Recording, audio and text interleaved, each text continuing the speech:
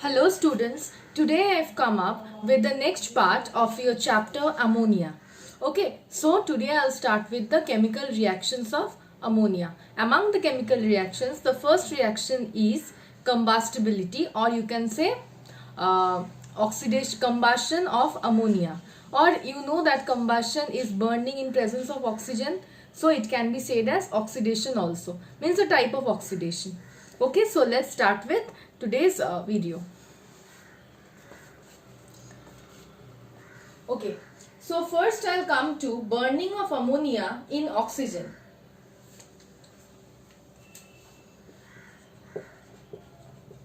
Ammonia burns in oxygen. I'm directly balancing the reaction to form nitrogen and water vapor. Now, the color of the flame is green or greenish yellow. Means when it will start burning, it will burn with a green or greenish yellow flame. Okay, so what is this? This is burning of ammonia in presence of oxygen. Ammonia will burn in presence of oxygen with a green or greenish yellow flame, resulting in the formation of nitrogen and water vapor. Actually, here water is obtained in the form of water vapor only. Okay, now next is the catalytic oxidation of ammonia.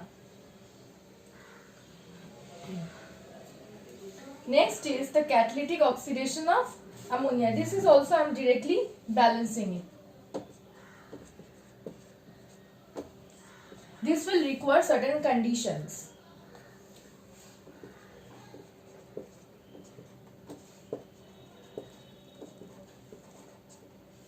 Okay, this is the catalytic oxidation. Now just think, what is catalytic oxidation? Catalytic means the oxidation that takes place in presence of a catalyst. Here the catalyst used is platinum.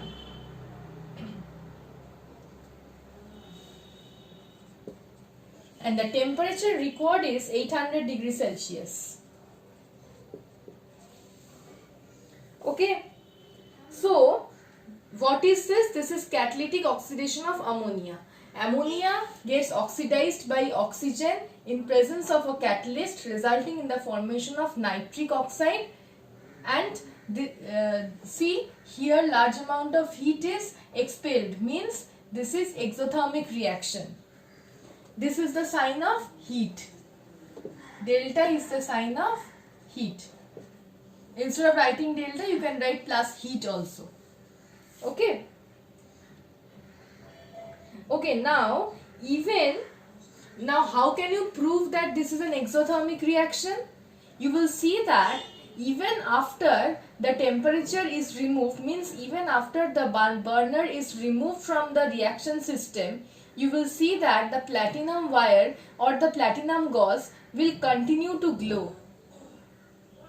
If the temperature is removed, means if the heating system is removed, then why will platinum wire or platinum gauze glow? It glows because this is an exothermic reaction and the heat is evolved. So the evolved heat will increase the temperature of platinum wire or platinum gauze and the platinum will glow. So this is a proof that this reaction is an exothermic reaction. Okay. So the first one is burning of ammonia in oxygen and the second one is catalytic oxidation of ammonia. Now ammonia is neither combustible nor a supporter of combustion. Okay. Sometimes what happens is that this nitric oxide, as soon as nitric oxide is formed in the medium, on exposure to the oxygen of the atmosphere, it will get oxidized to nitrogen dioxide. And you know that nitrogen dioxide has a reddish brown fume, or you can say nitrogen dioxide is a reddish brown gas. The color of nitrogen dioxide is reddish brown. Okay. So this is all about combustion. Now I will tell you one thing, that what is the difference between liquor ammonia and liquid ammonia. This is an important part, okay? Don't forget this part. Many times it comes in the question also. Liquid ammonia and liquor ammonia. What is liquid ammonia? Liquid ammonia is the liquid form of ammonia gas. It is the liquid state or liquid form of ammonia gas. Means when the gas of means when ammonia gas is liquefied, or when ammonia gas is converted from the gaseous state to liquid state. That is liquid ammonia. And liquid ammonia will only contain molecules of ammonia. But what is liquor ammonia? Liquor ammonia is the aqueous solution of ammonia. Liquor ammonia is the aqueous solution of ammonia in water. If you want to mention, you can mention. Means liquid ammonia will contain only molecules of ammonia. But liquor ammonia, what is liquor ammonia? When you will dissolve ammonia in water, when you will dissolve ammonia gas in water, it will form liquor ammonia. So liquor ammonia will contain ammonia as well as water molecules.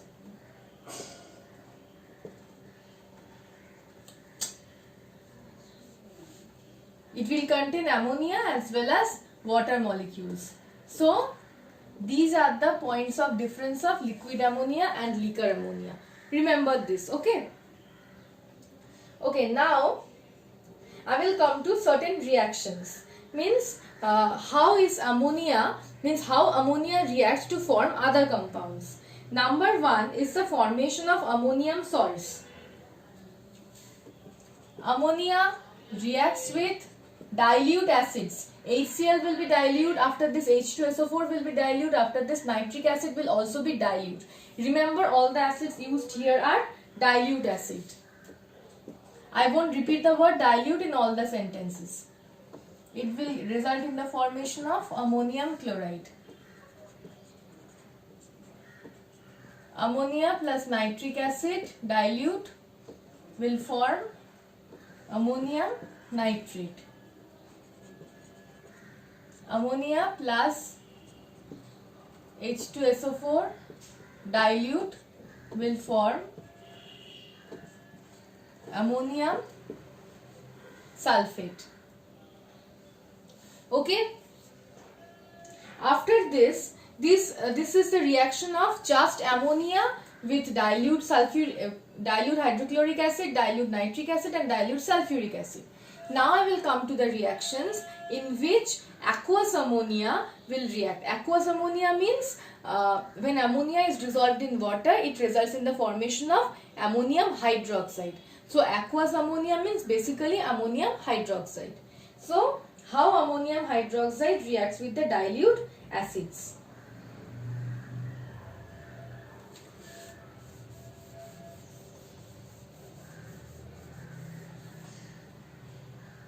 So ammonium hydroxide reacts with dilute HCl, all the acids are dilute, to form ammonium chloride plus water.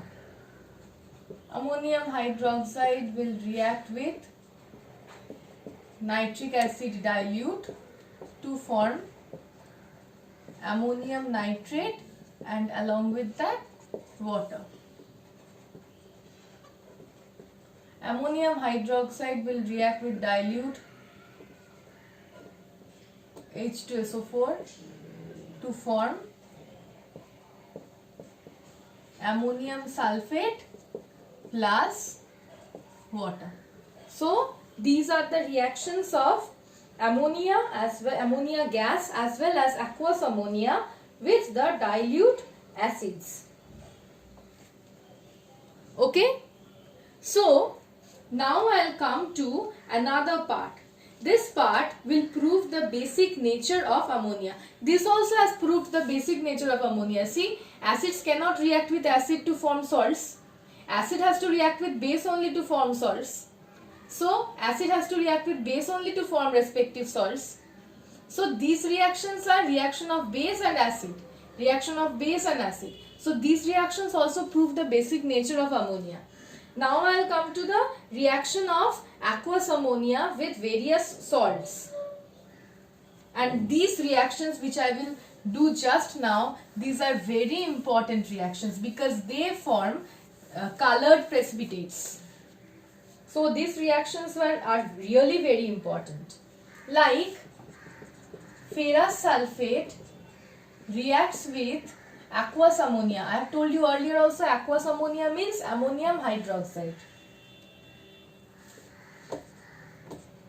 To form ammonium sulfate, along with that FeOH whole twice. And now this hydroxide is a precipitate. You show the sign of precipitate like this downward arrow. And the color of this precipitate is dirty green. Okay. Now ferric chloride. Ferric chloride reacts with ammonia to form ammonium chloride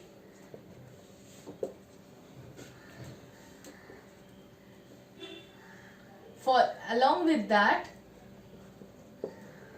ferric hydroxide. The color of this is also a precipitate, ferric hydroxide. The color of ferric hydroxide reddish brown. Okay. Okay. Now lead nitrate.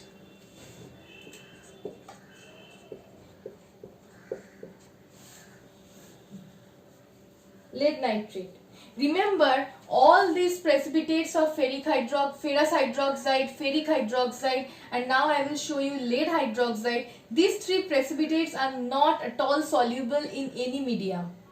All these three precipitates remain insoluble. Okay. So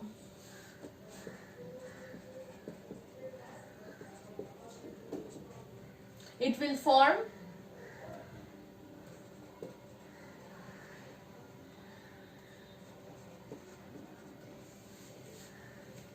lead nitrate and along with that ammonium nitrate and along with that lead hydroxide. This is also a precipitate. The color of this precipitate is chalky white. Okay, so the precipitates of ferrous hydroxide, ferric hydroxide and lead hydroxide, these three precipitates are insoluble in all medium. These three precipitates are insoluble in all medium. I will come to the next two precipitates which are soluble. Okay.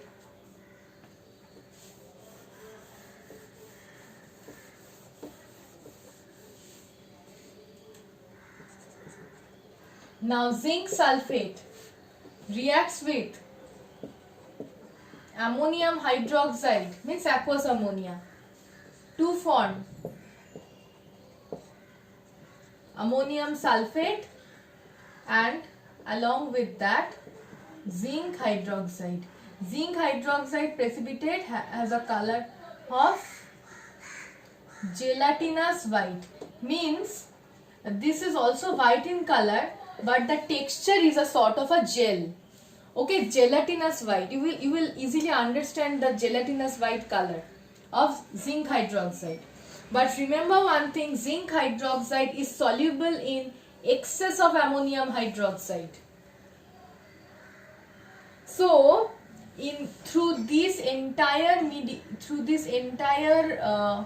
product, if you further add excess of ammonium hydroxide, what will you see?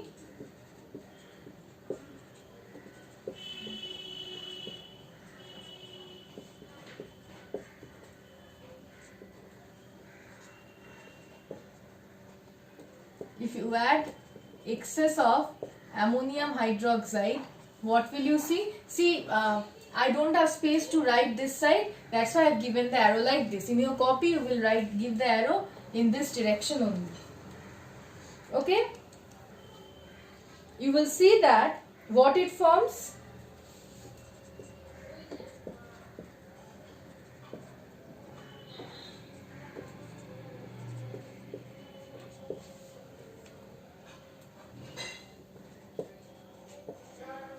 Okay, now this is a complex. This is a complex salt.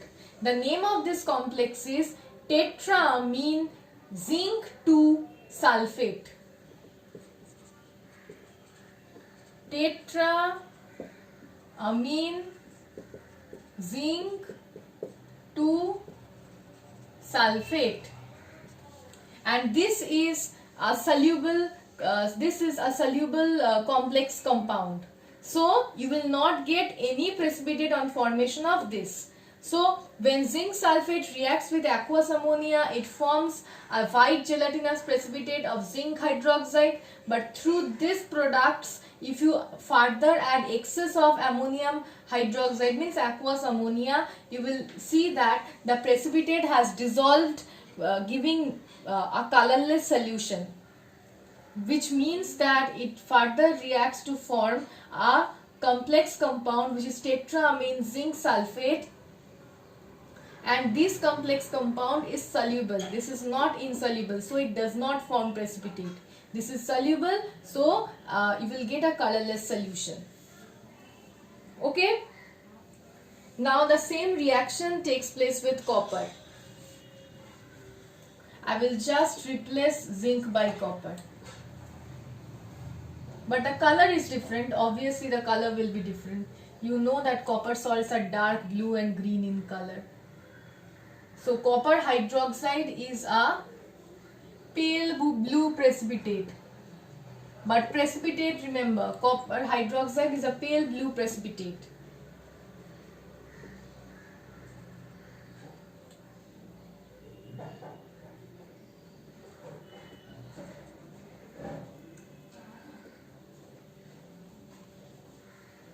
Instead of zinc, it will form tetraamine copper 2 sulfate.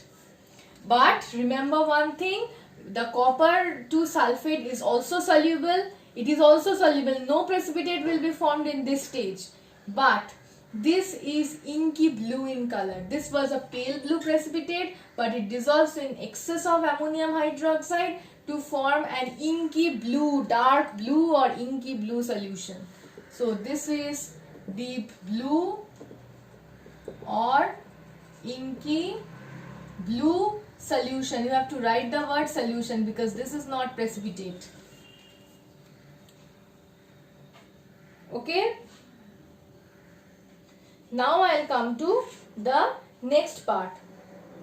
What is the next part? That how ammonia acts as a reducing agent.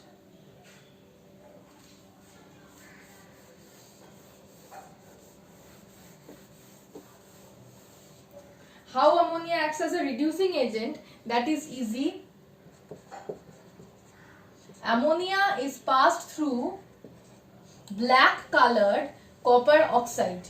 Ammonia is passed through black colored copper oxide. I will balance the reaction later.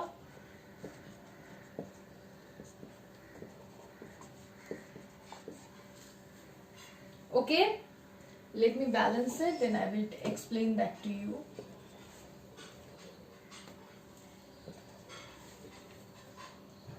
Okay, so this was a black PPT, colored compound. Okay, copper oxide is a black colored compound.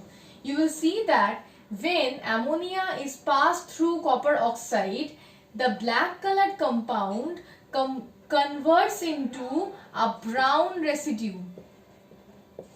The black colored compound converts into a brown residue, and along with that water is formed and nitrogen gas is formed. So the gas will itself escape from the medium. So here what happens? Copper oxide. Copper oxide was a substance containing oxygen. What will nitrogen do? It will remove this oxygen from copper, resulting in the formation of copper metal. So reduction of copper oxide into copper metal takes place. The same type of reaction occurs with lead monoxide.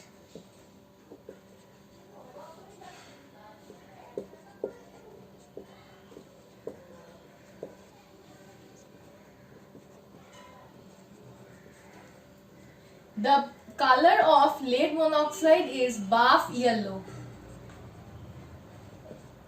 You will see that when ammonia is passed through lead oxide, it results in the formation of grayish residue. Means lead metal is grayish in color. So lead monoxide contained oxygen in it. But when ammonia passes through lead monoxide, the lead monoxide is reduced to metallic lead. Oxygen is removed from lead and it results in the formation of metallic lead. So reduction takes place. This is how ammonia acts as a reducing agent here. Now ammonia also acts as a reducing agent in case of chlorine. It reduces chlorine to HCl.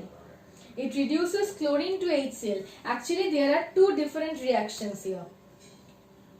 One is when excess ammonia reacts with chlorine, and the other is when excess chlorine reacts with ammonia. So, there will be two different products for this. First, I will show you when excess ammonia reacts with chlorine. It reacts in the formation of NH4Cl and N2, means nitrogen. But when excess chlorine reacts with ammonia, it results in the formation of HCl, means hydrogen chloride, and along with that NCl3. NCl3 is nitrogen trichloride. NCl3 is nitrogen trichloride. Okay. So there are two different reactions, one for excess of ammonia and the other for excess of chlorine. Remember, these two reactions are important. Okay. Now I will come to the tests of ammonia, means the chemical tests of ammonia. If you are asked for the chemical tests of ammonia, then what you will write? So among the tests of ammonia, the first is copper sulfate solution. You know the reaction, I have told earlier also. Copper sulfate solution reacts with aqueous ammonia to form ammonium sulfate and a pale blue precipitate of copper hydroxide. When excess of ammonium hydroxide or aqueous ammonia is passed through these products,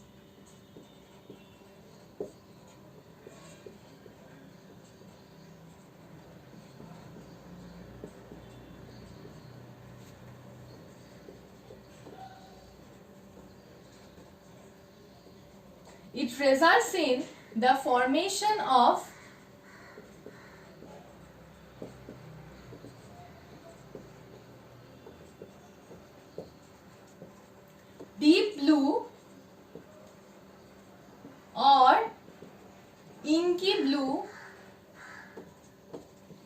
solution of tetraamine copper 2 sulfate. Okay, so this is one test. This happens only for copper. The color deep blue and pale blue precipitate will occur only for copper. Only if ammonium hydroxide is passed, you can see that this complex is contains fully ammonia. So if ammonium hydroxide was not there, then or excess ammonia was not there, then this compound wouldn't have formed. Okay, so the deep blue or inky blue color occurs only for the reaction of copper sulfate with excess ammonium hydroxide. Okay, so this is the first reagent is copper sulfate solution, and the second reagent is Nessler's reagent.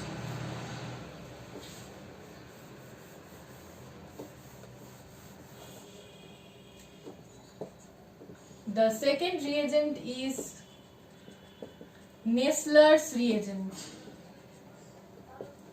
which is K2HgI4, potassium mercuric iodide. The full name of K2HgI4, that is Nessler's reagent, is potassium mercuric iodide. Okay, what happens? This reagent is colorless. But when ammonia is passed through it, it forms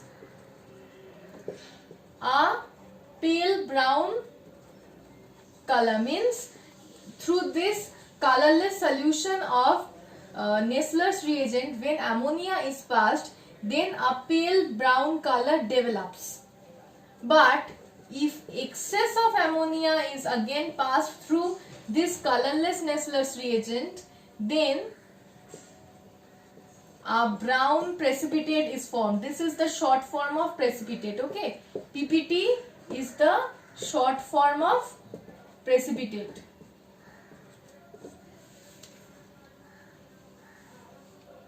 Okay, so these are the two reagents. Nessler's reagent is very important. I am repeating, Nessler's reagent is very important. So Nessler's reagent is only required, is only the reagent which is which gives test for ammonia. No other reagent means Nessler's reagent will not give test with any other substances, only with ammonia. This is a characteristic reagent only for testing the presence of ammonia. This is the confirmatory test for ammonia also. Okay, so Nessler's reagent is very important. Now I'll come to some of the uses of ammonia gas, then liquor ammonia and liquid ammonia. If I come to some of the important parts, then ammonia gas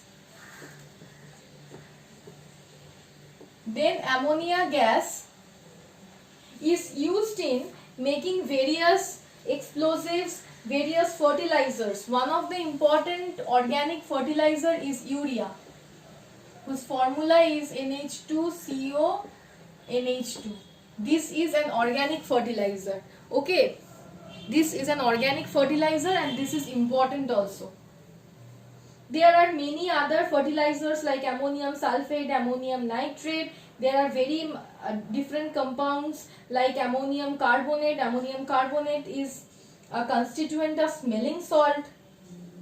Ammonium chloride can be used. Ammonium chloride is used for cleaning the metal surfaces. There are many uses of ammonia gas. Means ammonia gas is basically used for preparing other substances which are of use. Now is liquor ammonia. Liquor ammonia is used as a cleaning agent. Liquor ammonia is used as a cleaning agent. Okay, and the last is liquid ammonia. Liquid ammonia is used as a refrigerant in ice plants.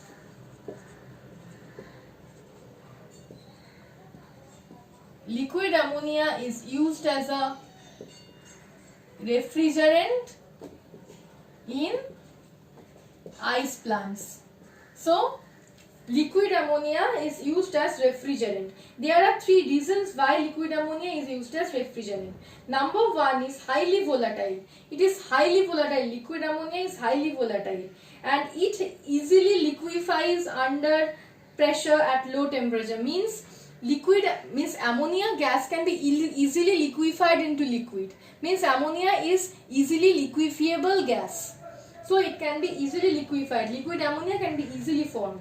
And another thing is that it has high latent heat of evaporation. It has a high latent heat of evaporation. So